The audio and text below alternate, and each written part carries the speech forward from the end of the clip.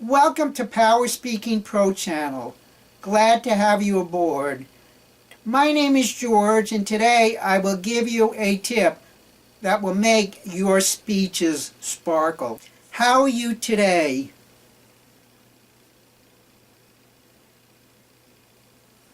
Notice I waited 4 seconds because I am interested in your answer. How are you today?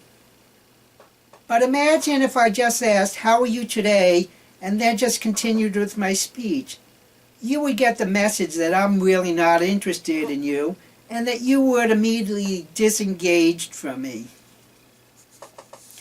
Actually, I gave you the tip of the day, which is pausing. Pausing is very important to speaking. Good communicators connect with their audience. And they do this through eye contact, and they do this through pausing. Pausing lets you connect with your audience. I'm sure you've listened to people who just talk and talk and talk and don't come up for air to breathe. How soon do you tune them out? I bet it's very, very quickly. Pauses are the punctuation marks of speaking. Imagine having a book with no punctuation marks. You would very quickly get lost. A speech with no pauses and thus no punctuation is confusing to the listener.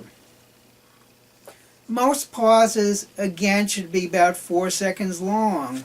1, 2, 3, 4.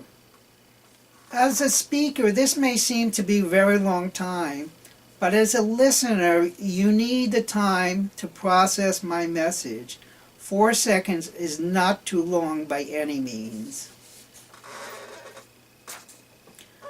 Use a pause after immediately taking the floor to give a speech.